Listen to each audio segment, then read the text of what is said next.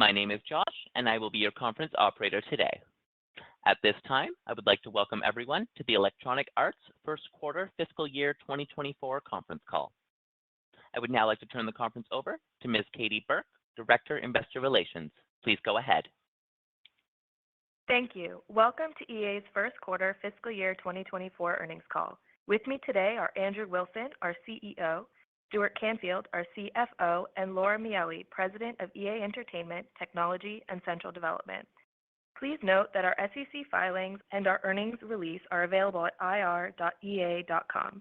In addition, we have posted detailed earnings slides to accompany our prepared remarks. Lastly, after the call, we will post our prepared remarks, an audio replay of this call, and a transcript. With regards to our calendar, our second quarter fiscal 2024 earnings call is scheduled for Wednesday, November 1st. As a reminder, we post the schedule of upcoming earnings calls for the fiscal year on our IR website. This presentation and our comments include forward-looking statements regarding future events and the future financial performance of the company. Actual events and results may differ materially from our expectations. We refer you to our most recent Form 10-K for a discussion of risks that could cause actual results to differ materially from those discussed today.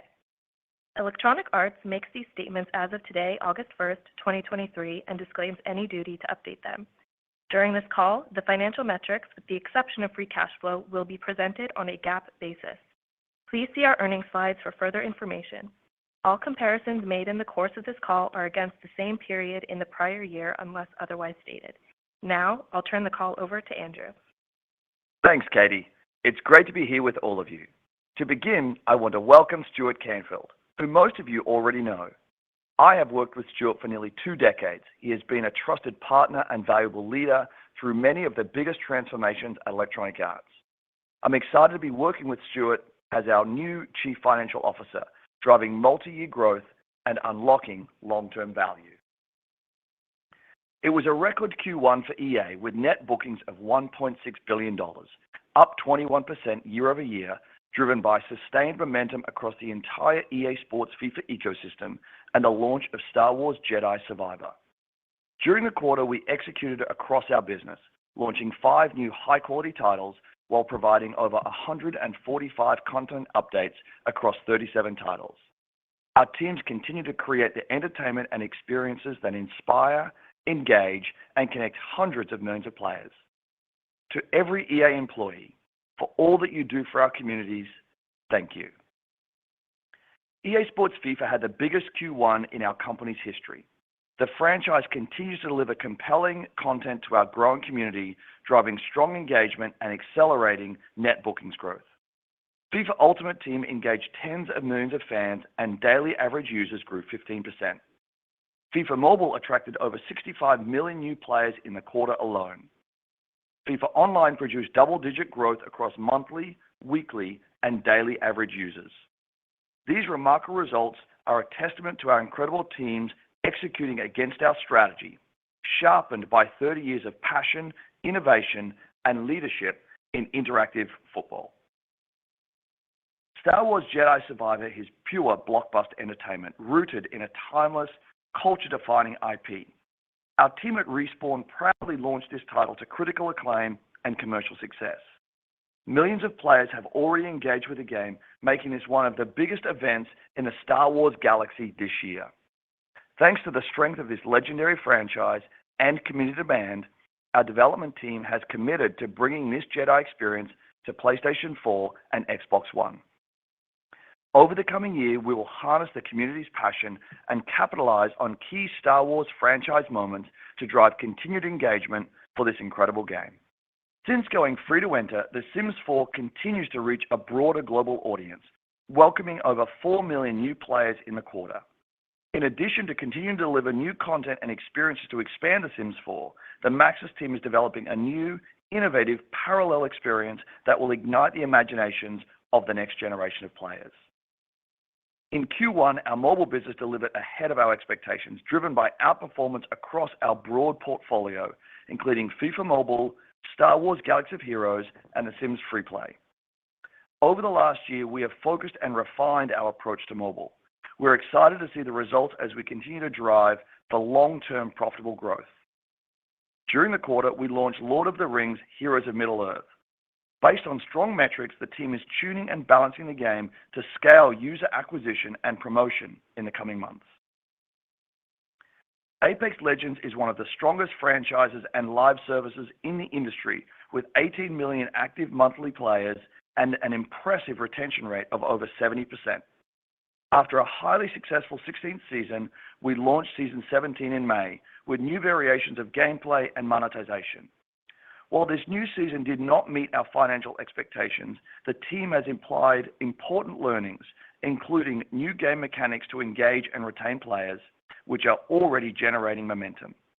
We will continue to reinforce the strength of this franchise by introducing new modes of play and investing in regional marketing, as well as culturalization in key markets. Looking forward, I've never been more excited for what's to come as we head into the biggest sports season in our company's history. As the world's preeminent interactive American football experience, Madden NFL continues to deliver higher engagement year over year, an indicator of future success. This franchise is one of the most powerful IPs in all of sports and is at the center of football culture, bringing the community together in our game and beyond. We are building on a tidal wave of community excitement after the reveal of Josh Allen as Madden NFL 24's cover athlete. This completely new experience will offer more fun, more immersive gameplay, and, for the first time ever, cross-play to amplify the power of community as we build a connected, multi-platform ecosystem around American football. On July 13th, we unveiled our vision for a new era of global football with EA Sports FC 24. Alongside this amazing title, we announced advancements of FC Mobile and FC Online in Asia, as well as new experiences, FC Tactical Mobile and FC Pro Esports.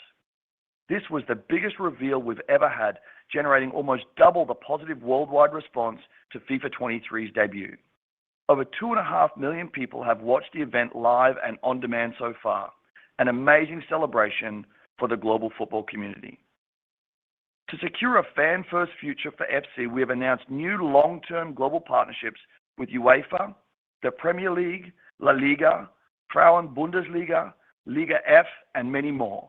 With these recent announcements alongside our existing and ongoing network of partnerships, the game will showcase 19,000 fully licensed footballers, 700 squads, 30 leagues, and the biggest competitions. As a result, FC 24 is the most authentic, interactive football experience ever created. It's also a massive leap forward in gameplay innovation with a trio of cutting-edge technologies: Hypermotion V, Playstyles by Opta, and a revolutionized Frostbite engine. The highly anticipated release of FC 24 in September is the first giant step forward towards realizing a multi-experience global platform capable of connecting over 1 billion fans. To do more extraordinary things for our people, players, and communities, our teams are building the strongest pipeline in the history of EA to drive multi-year growth. Over the next few years, we will launch numerous experiences that grow and deepen the fandom of our legendary IP. Our multi-year target investments toward our biggest opportunities include global titles like blockbuster storytelling from Dragon Age, incredible skateboarding gameplay and social connection from Skate, and a revival of EA Sports College Football that celebrates the action, culture, and tradition of the sport like never before. We're also hard at work on a new experience from The Sims that will transform what players can do with creativity, a sprawling action-adventure Iron Man game, a reimagination of Battlefield as a truly connected ecosystem, and the expansion of the Apex Legends universe across platforms, geographies, and modalities of play. The most recent reveal of our Black Panther project, set in a massive explorable universe, marks the latest chapter of EA's collaboration with Disney and the Marvel Games team.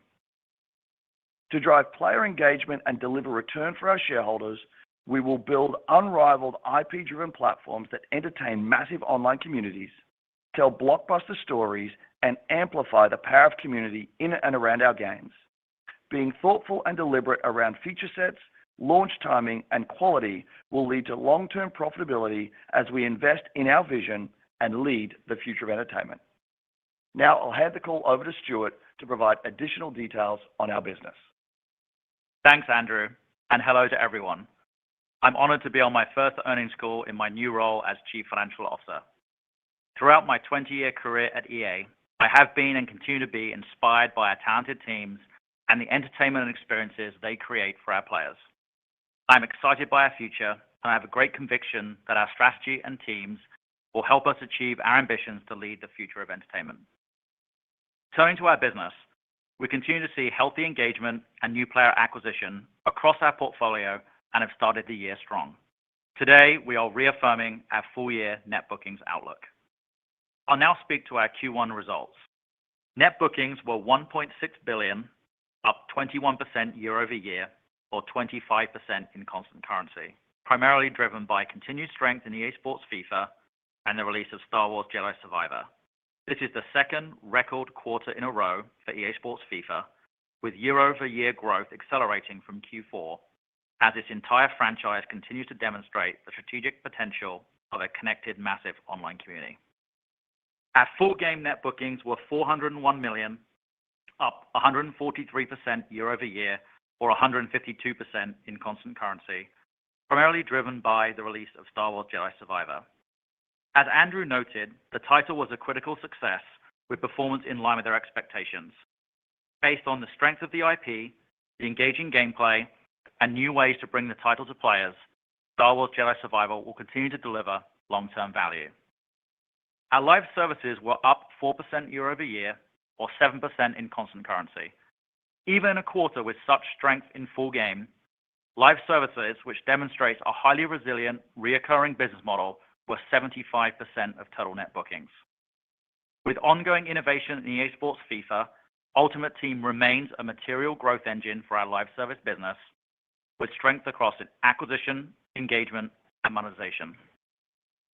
In mobile, net bookings were up 3% year-over-year, or 5% in constant currency, excluding the impact of lapping the sunset of Apex Mobile.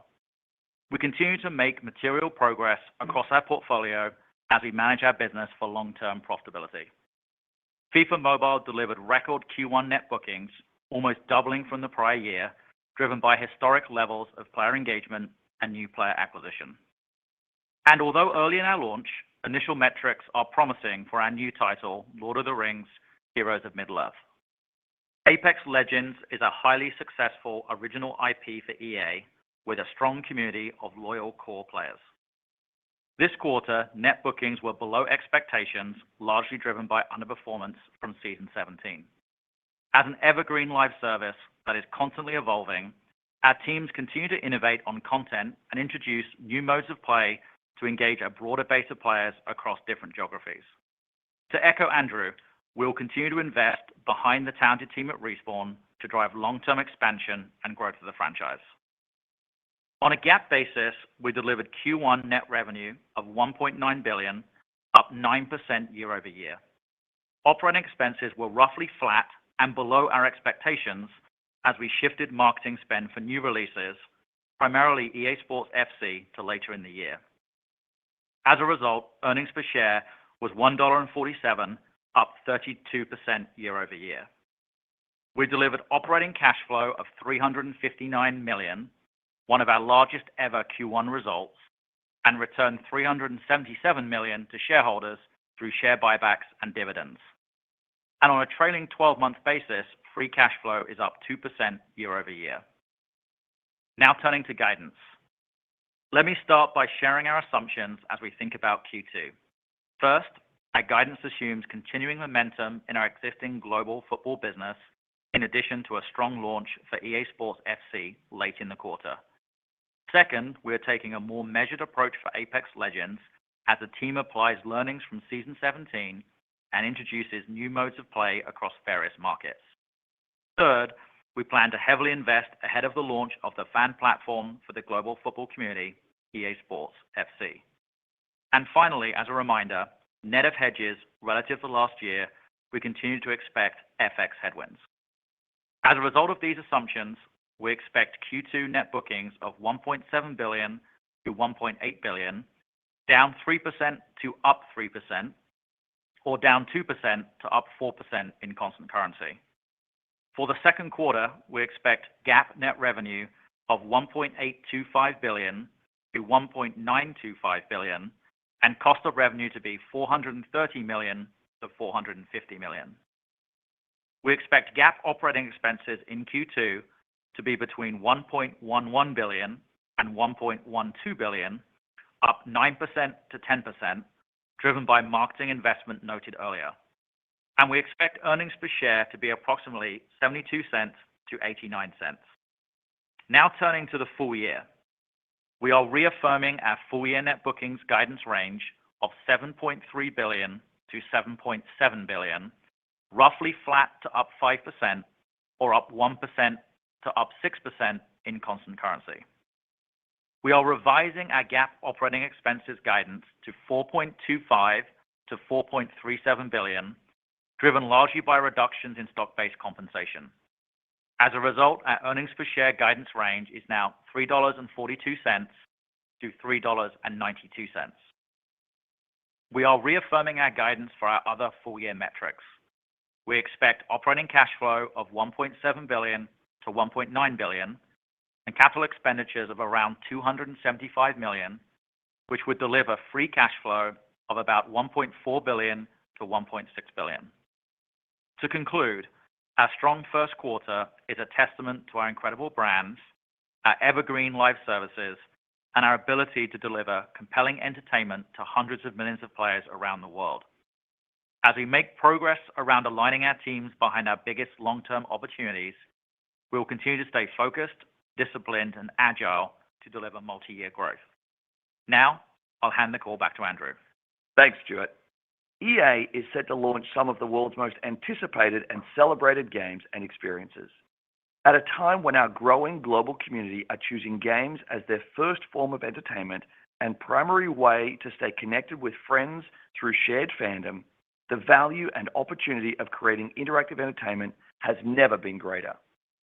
With our exceptional teams and unrelenting commitment to execution, our world-class IP, and technological advancements that will accelerate and expand our ability to deliver new levels of creativity and innovation, EA is building towards incredible growth in the years to come. Now, Stuart, Laura, and I are here for your questions. At this time, if you would like to ask a question, please press star followed by the number 1 on your telephone keypad. Our first question comes from the line of Eric Sheridan with Goldman Sachs. Your line is open. Thanks so much for taking the questions. When we look at the mobile performance in the quarter, I wanted to get your perspective on where we are in the cycle of recovery in mobile more broadly. Obviously, mobile was an area that struggled as we moved out of the pandemic and dealt with some of the challenges from the IDFA headwinds from Apple's privacy changes. And as we get deeper into 2023 and you think about growth and investing behind mobile into 2024 calendar, just more interested in how your perspectives have changed about mobile as part of the broader mix of the portfolio. Thanks. Thanks, Eric. Let me take the first part of that, and then I'll hand off to Stuart. I think that we have always believed that mobile is an incredibly valuable platform for us, not just in the context of being the world's largest gaming platform and our ability to generate return from blockbuster IP that is mobile native, but also our ability to use mobile as a tool for acquiring new users to our broader ecosystems of play. And you're seeing that happen around what will be FC later this year, what is currently FIFA, and what will be FC later in this year. And we're also starting to see that as we build out towards other blockbuster ecosystems around our biggest IP. As I think about the business broadly, we spent a lot of time and a lot of energy over the last 12 months, really right-sizing the cost profile of our mobile business and really driving for great efficiency and high levels of engagement and monetization across our very broad portfolio. And certainly through Q1, we're seeing results ahead of our expectations. Our sense is that we will have growth from here, but it is a different mobile market that we're going into. Things do take longer from launch to scale in size. And certainly, we think the biggest opportunities are almost certainly around our big, broad IP-driven ecosystems. Eric, just to add on a couple of points there on the financial side. So obviously, we talked to in Q1, outside of the Apex headwinds, which will be there for several quarters as we lap the sunset of the title. Obviously, we're up 3% and 5% at constant currency, as we saw in the script. I think how do we preface that Q over Q? We're seeing, to the point in the script, overperforming expectations on some of our key titles. We called out Galaxy of Heroes. We talked to FIFA. We continue to roll out on Lord of the Rings and Heroes of Middle-earth and expect that to continue to grow through subsequent quarters. We are expecting and have guided to a 1% growth in Q2 as well. So overall, we saw a stabilization in Q4. We saw acceleration in terms of the gap Q over Q in terms of declines year over year. And we feel well positioned behind the strategy levers that Andrew just laid out. Great. Thank you so much for the color. And you front-ran my follow-up on how mobile and traditional play might integrate on a title like EAFC. So thanks so much. Thank you. Operator, next question, please. Our next question comes from the line of Clay Griffin with MoffettNathanson. Your line is open. Yes. Hey, good afternoon. Thanks for taking the question. I wondered if, Andrew, appreciate the context in terms of the pipeline, I guess. Wanted to get perhaps an update on college football. There's a lot of things going on in terms of licensing, and just wondering if you could just give us a sense of where that title is, I suppose. And then on FIFA, I wanted to ask the daily active number. Just wanted to get a sense of to drill down if you might be able to give us some sense of monetization impacts on the core at Ultimate Team. Thanks. Okay, great. Let me take the college football piece, and I'll hand off to Stuart to think about FIFA in the quarter. Teams making incredible progress around college football. Again, we have a long history and an incredible legacy around building this great game. And in terms of the context of American football, in addition to our very, very, very famous and culturally relevant Madden franchise, college football has always played a meaningful part in gameplay in this country. The team's doing an incredible job building out what would be the future of college football. Gameplay is really coming together and really capturing all of the action and pageantry and the difference in college football versus the NFL. I feel very confident in what the team's doing. We're working through the license situation broadly, and as of now, we've got many, if not most, of the schools licensed as part of our licensing platform, and we'll continue to work with the various governing bodies of the sport in the country and some key third-party partners that we have around how and when to include college athletes themselves into the game, and we'll work very closely with them. But I'm confident that this will be an incredible reemergence of our college football experience, that it will capture all the action and pageantry driven by the schools and all that goes on with the schools in the context of this game. And I do believe that we'll find a place where we can work in lockstep with the athletes for inclusion in the game as well. And Clay, with regards to specifically your question on FIFA, I think I just frame up first. I think the second successive record quarter for us with the franchise. The growth was across all platforms. We alluded to mobile net bookings almost doubling Q over Q. We saw double-digit growth collectively across all forms, full game through Ultimate Team, mobile, and FO4 for one of our most successful quarters in FIFA. That's great. And just to drill down again, the daily active increases, is that a function of frequency or new player or growth? How should we think about that?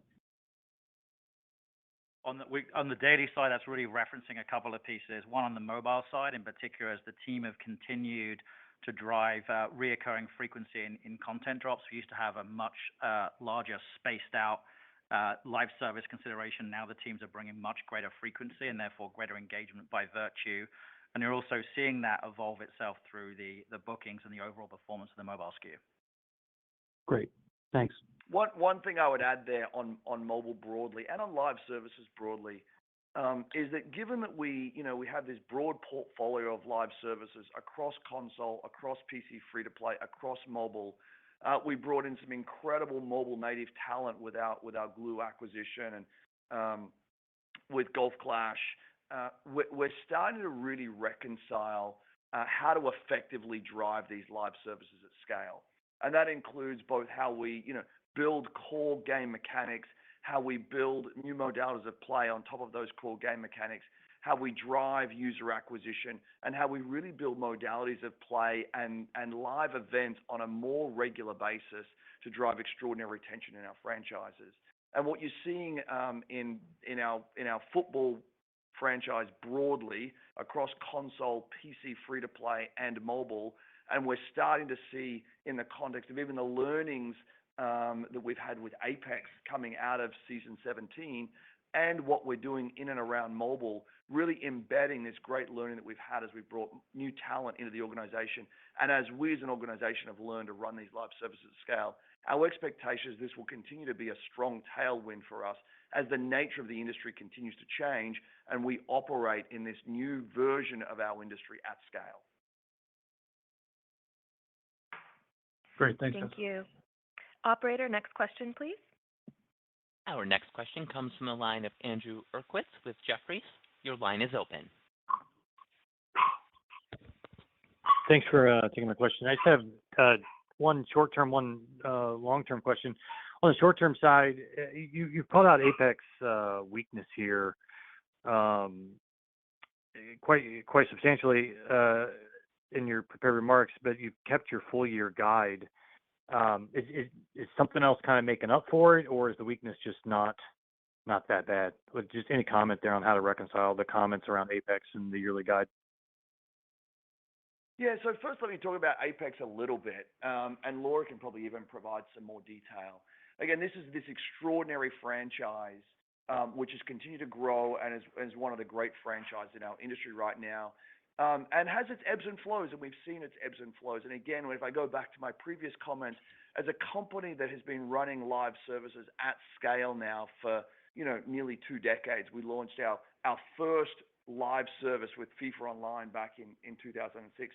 We've seen these ebbs and flows in and around our live services, and certainly we've seen that in the context of Apex. And so we come off a record, level Season 16. The team made some really interesting and creative and innovative changes in 17 that didn't meet our expectations. It also, relevant to note that we went into a very competitive quarter. A few things are happening now. One is, the team has worked diligently to make very quick changes and respond to community feedback and community reaction and the performance of Season 17, and we're already starting to see momentum as we go through our current quarter. But, this is the nature of our business today, is that we will continue to innovate at the very cutting edge of entertainment. Many of those things will work, and by virtue of the collective learning of our organization, we will almost certainly learn faster than others in the industry. But that doesn't mean that there won't be some ebbs and flows, and as we think about the long-term value of the franchise, we factor that in. Yeah, thank you, Andrew. Got it. That's helpful. Thank you, Andrew, for the question. Just to add on to what Andrew was saying, I think he covered it well as far as how we think about live services, experimentation, learning, and responding to players. We also, as we've talked about in the opening statement, we have one of the most premier shooter developers in Respawn, and in our ability and their strength in optimizing for the shooter audience, that huge strength we have has also provided a pretty significant opportunity for us as we think about new game modes and more accessibility for a broader player base. So think about us being incredibly strong with core shooter players. Again, 18 million active monthly players, over 70% retention, and we have a runway with more players around the world as the team thinks about more accessible modes, bringing in things such as bots to help new player experience and first-time player experiences. So there's a big focus on that. The second area I would say on Apex that the team is really focused on is just the geographic expansion. So we've had strong success in North America and Asia, and we were going to continue to evolve our strength there and look at culturalization, marketing areas of focus in other parts of the world to continue our growth. So again, good success, and then more to come in that area.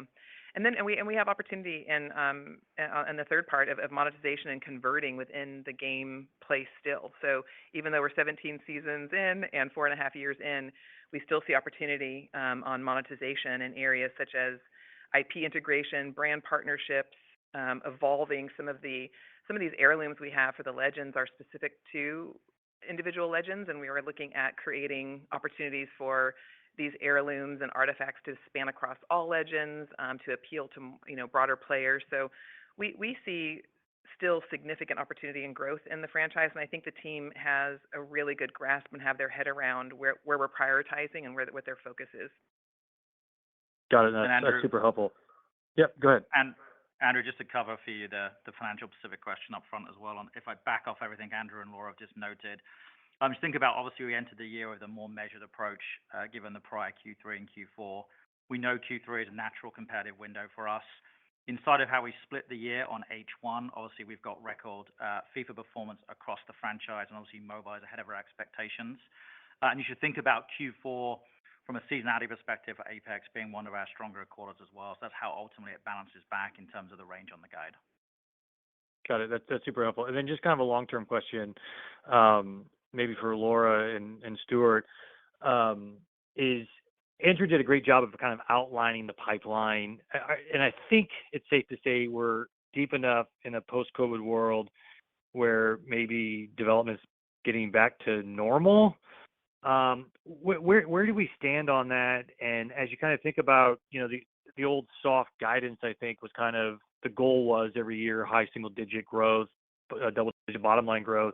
Are we getting back to the point where that's going to be normal again, or should we expect some still lingering impacts from game delays and COVID and work from home and whatnot? Thank you. Yeah, thanks, Andrew. We just recently reorganized our company into two divisions of entertainment and sports, and we think that there is significant growth potential still in both areas. And with a vertical focus in our entertainment business, which I'm currently leading, we see significant growth potential in the development of these connected game ecosystems, as Andrew outlined, in action blockbuster titles, as we talked about Marvel with our Black Panther and Iron Man and Star Wars games as well. So we see a really strong combination in our strategy around these connected games and these blockbuster action games. And I would say that this is a new evolution of our strategy. So to say that we would go back to development as we once knew it, I think that we are looking forward and continue to reinvent and evolve our development approach and practices based on the opportunity, based on our new strategy, and based on the new structure of our organization. And Andrew, just to kind of loop back on the long-term financial thinking, I think as you know, obviously we expense versus capitalize, and we've been in an investment cycle as we build out the multi-year pipeline that Andrew referenced in his script. I think in terms of is it going to be sort of normalized, I think we'll continue to map through sort of timing and sequencing for both those releases. You should expect us to start to talk to that sort of towards the back end of the calendar year, early into the next calendar year. And we know we'll give more sort of credence to timing, but wanting to make sure that we are really clear with our development teams and get into the quad levels we expect. But you should expect us to get to, ultimately with that multi-year pipe, sort of more step functional change in the future. Got it. That's really helpful. Thank you both. Operator, next question, please. Our next question comes from the line of Matthew Cost with Morgan Stanley. Your line is open. Hi, everybody. Thanks for taking the question. I guess starting maybe with Andrew and Laura, can you talk in a little more detail about the decision to reorganize the studios into the entertainment and the sports segments and what you'll be able to do differently and better now that you couldn't do before? And then I have one follow-up. Thanks. Yeah, let me start there, and then Laura can come in and kind of share a little about how she's thinking about, the entertainment part of the company.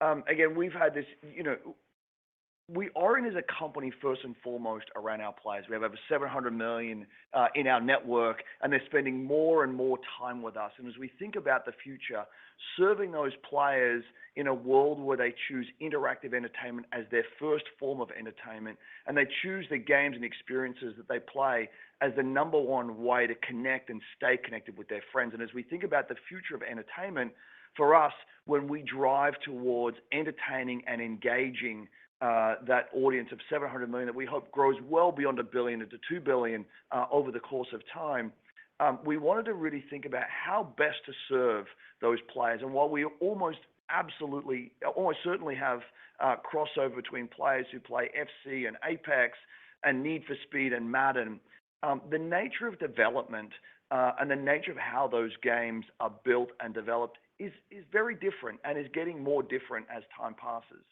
And what we wanted to get to as we continue to scale the company, as we continue to scale our franchises and scale the live services that are born from those franchises, get to a place where we were able to empower our creative leaders even more than we have been. We've been on a move over the last 5 or 6 years to really give more power to our creative leaders to build and grow and drive their businesses with the direct connection that they have with our players.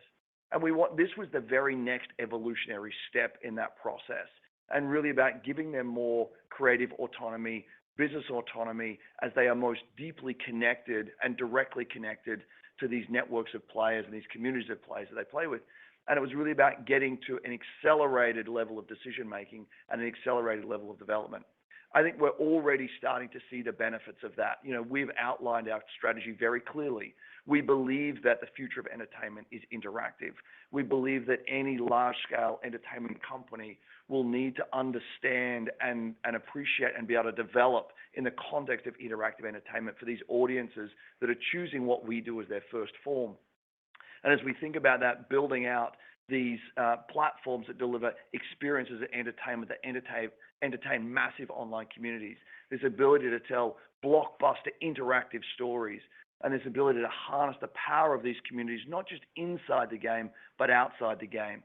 And as we look at what's going on with FC right now, as we think about a reimagined Madden, as we think about the reemergence of college football and all that's happening across our EA Sports portfolio, we're seeing accelerated moves towards that.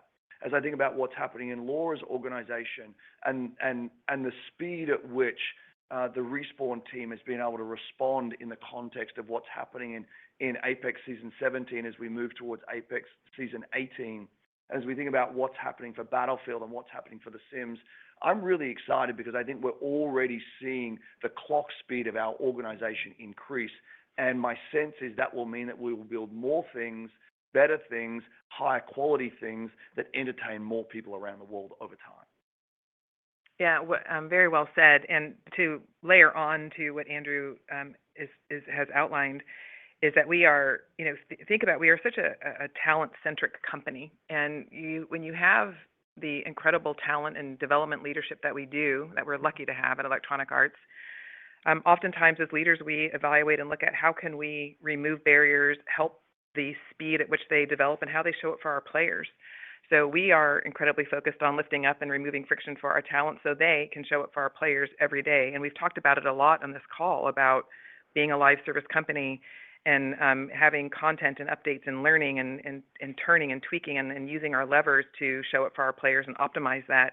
That requires a vertical, more vertical organization, and it requires as little friction and as much connection to go-to-market ideas, go-to-market strategies, commercial thinking around how we show up for players, as well as the game design, as well as technology. So the more we can integrate that, the faster we can accelerate the potential of our growth. And candidly, the more unleashed and untethered our talent feels, and it's a far more gratifying experience for them, we believe. And I will just tell you too, on the entertainment side, we are just focused incredibly like lasers on execution. And so we know we have great talent. We know we have these incredible brands in Skate, Sims, Apex, Battlefield, Marvel, Star Wars. We know we have the makings of incredible product and experiences. Now we have to have heads down, execute, help the teams move as quickly as they can, accelerate that through technology and support, and let them run so we can get to this growth that we know we are capable of in the coming years.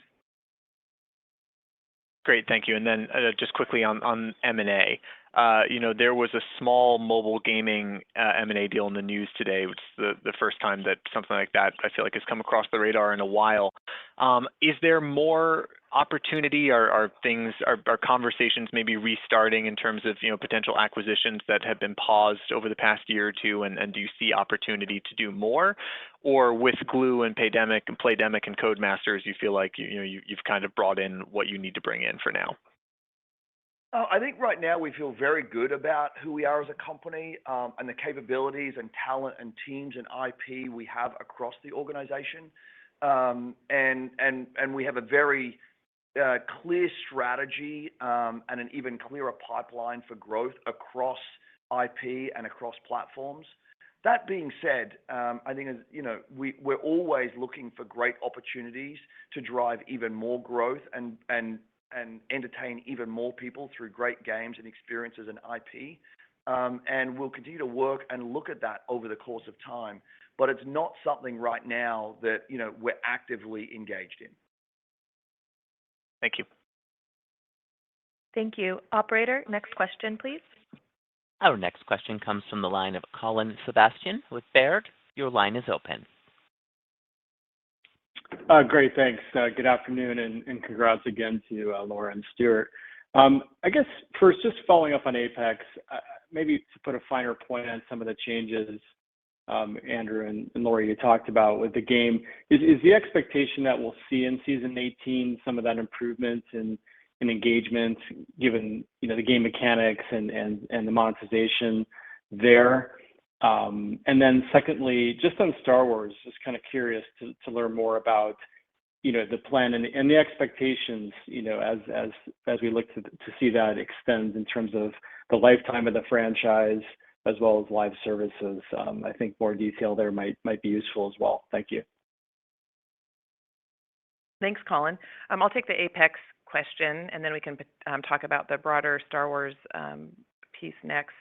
On Apex, the way to think about it is when we have these live services, and I laid out the areas of expansion of new addressable audiences and players, a geographic expansion, and then monetization conversion mechanics that will evolve over time. We think about and look at the Apex development cycle, and candidly, most live services cycles, as short, mid, and long term.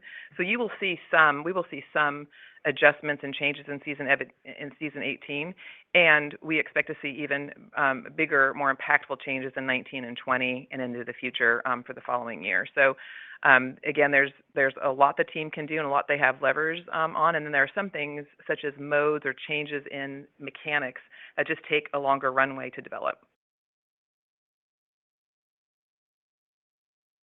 And then on Star Wars, just for my clarity, were you referring to the Star Wars Jedi franchise or Star Wars broadly as we think about the future of the IP and our ability to tell these incredible blockbuster stories in the galaxy of Star Wars? Yeah, Andrew, I guess, leveraging the strength of the recent Star Wars games, mobile as well as, Jedi, and how you foresee that, over time, turning into a broader franchise with live services and ongoing engagement.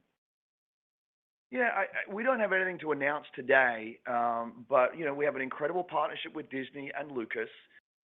We've had incredible success in that partnership, across the Battlefront and the Star Wars Jedi franchise, and absolutely with Star Wars Galaxy of Heroes. Our teams are always thinking about what are new experiences that we might be able to create. Certainly, I would love to see, more in the Jedi franchise over time. It's just this extraordinary game that tells this extraordinary story.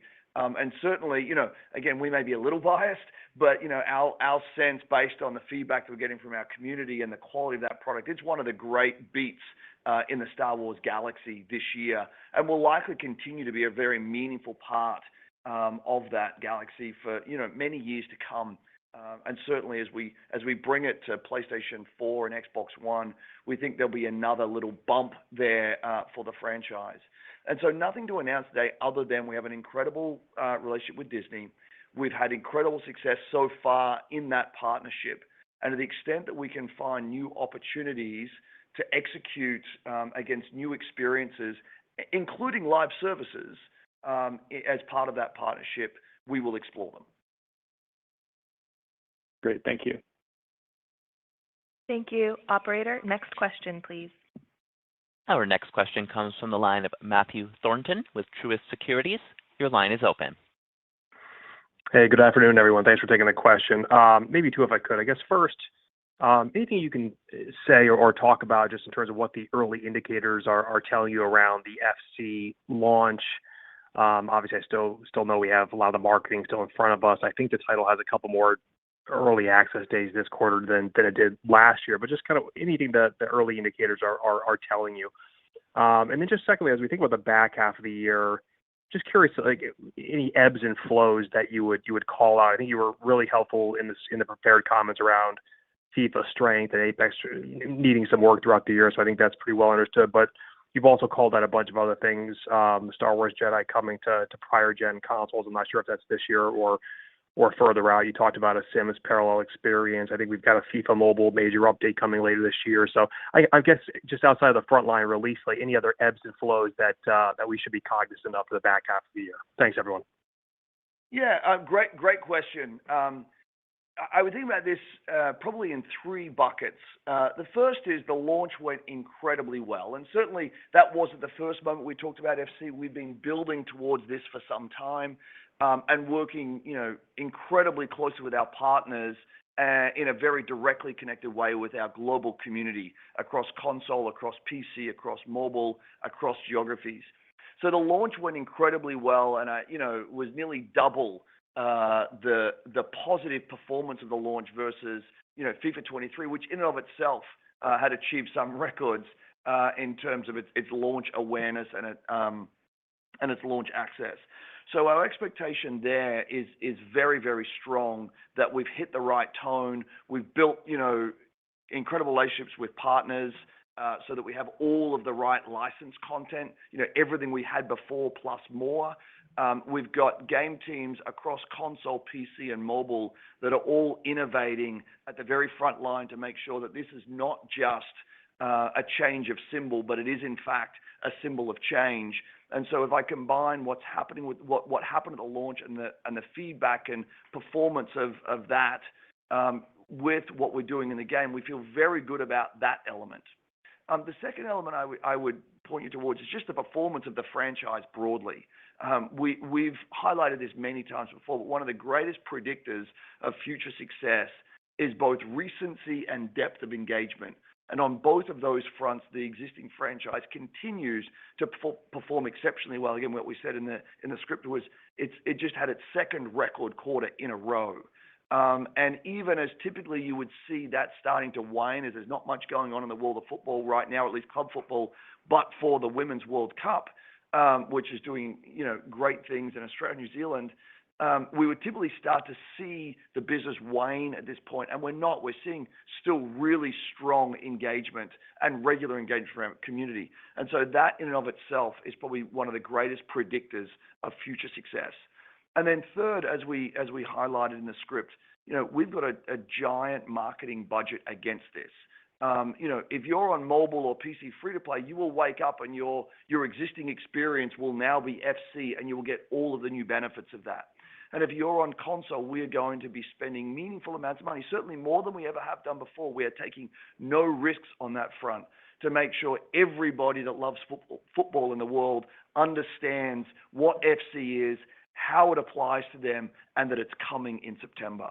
And so net of all of that, I think that if you take into account our launch, plus the quality of the games that we're making across platforms, you take into account the current engagement and recency and regularity of that engagement, and you take into account that we are literally rallying the entire company behind this launch more than we ever have in the 40 years of the company's history around any launch, we feel very good about it. Now, just to add on to Andrew, just a couple of things to think about, I think are important as you think about the financial guidance. Note, obviously, we will have dynamics in timing between Q2, hence the guide, and later in the year, particularly to the investment around FC, obviously heavily Q2 pre-launched focused. Also, should start to think about, to your point on FC, how we nuance the timing and recognition of revenue between Q2 and Q3. Worth noting that the licensing structure will transition back half of the year versus front half of the year. And obviously, we had a heavier launch slate last year in the back half of the year. So we can work through that with you all in the cool downs, but just note there's definitely ebbs and flows in timing, and particularly point that to Q2 in particular as you look at the EPS we've put out and how that resonates year on year. Operator, we're ready for the next question. Our next question comes from the line of Benjamin Soff with Deutsche Bank. Your line is open. Hey, guys. Thanks for the question. You guys referenced that your margins today are reflective of some investments in long-term projects, and I'm just wondering if you guys could help us a little bit better understand the impact there and maybe what margins might look like in more of a steady state. And then secondly, would you anticipate any changes in consumer spending if student debt payments were to resume at scale? Thanks. Ben, I'll tackle the second, maybe the first one. I think obviously we're not going to create any guidance or direction on margin structure on a steady state go forward. I think I just point you to the fact that obviously we've had depressed margins. We've continued to invest and expense as we go. We do expect to get back to levels prior to a couple of years ago as we step that margin through. As you think about as we bring some of those titles to bear in the future, both from an owned IP perspective and some of the scale of Battlefield, and we think about the business models that will come with other titles around Sims and Skate, you should expect that to flow down and be accretive from a margin level as we step through in the future years. As I don't know that I can comment specifically on student debt or what might happen there. What I would say is this, though. Entertainment is a fundamental human need, and it has been since the beginning of time. As we look at the emerging generations of consumers, including students, they're choosing interactive entertainment as their first form of entertainment. There's a couple of reasons for that. One, it is way more engaging than maybe what traditional entertainment was. Two, it helps you connect with friends and stay connected with friends. So the nature of relationships that you build through your consumption of these entertainment properties is significantly more rewarding on a personal basis than watching a movie ever was. And I love movies. But three, the most important thing is it represents the best value entertainment. Even as you think about our incredible scale and the incredible financial performance and growth that we have ahead of us, at an individual consumer level, it still represents the best value entertainment on the planet on a per-hour basis of entertainment. And so I'm not sure what will happen with student debt, but my sense is as we continue to see our industry grow, as we continue to see our company grow, as we continue to scale the nature of experiences that we deliver to our consumers and the level of entertainment and connection that provides them, that regardless of what happens in that area, we will continue to be their first choice for entertainment. Okay, that's helpful. Thanks, guys. Thank you. And operator, we'll take our last question. Our last question comes from the line of David Karnovsky with JP Morgan. Your line is open. Thank you. Last quarter it was noted that players were concentrating their spend on major franchises. Just wanted to see first if there was any update to that.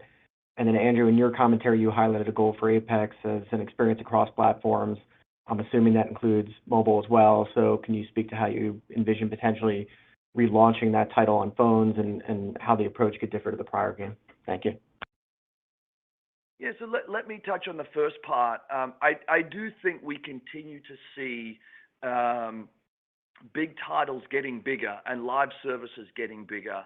And certainly as a company with a broad portfolio of large-scale IP and large-scale live services, we believe that we will be, long-term beneficiaries of that trend.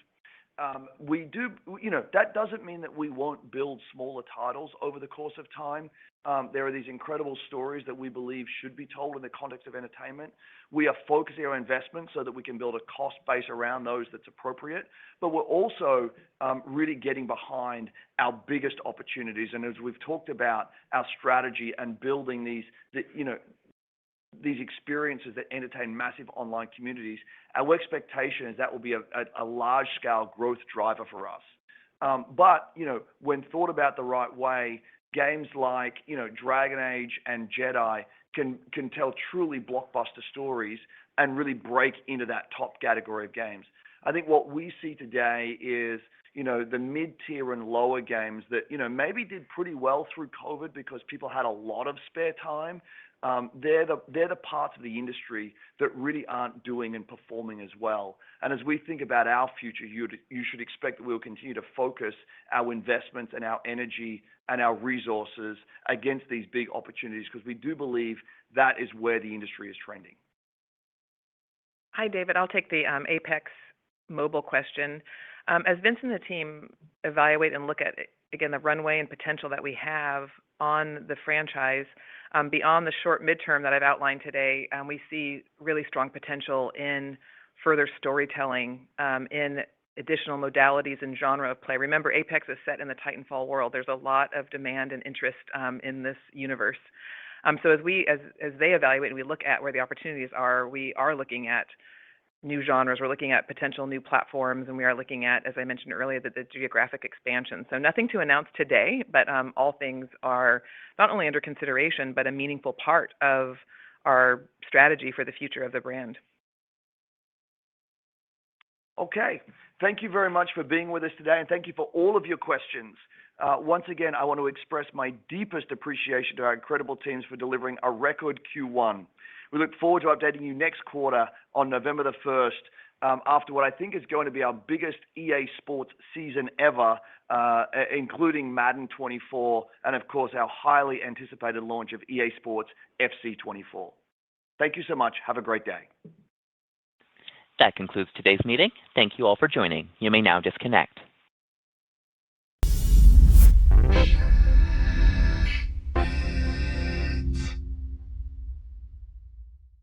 Shackpets' latest update adds 2 new gameplay mechanics to the vote and battle screens. With Cuteness Overload, players who are struggling to vote for the cuter pet picture can now abstain from making a decision. Super Swipes will allow power users to challenge 10 pet pictures with 1 swipe on the new battle screen. This is for players confident that their pet picture is cuter than any comers. Players can gain Cuteness Overloads and Super Swipes by completing challenges. The Shackpets 1.0.7 update is out now on Google Play and the iOS App Store.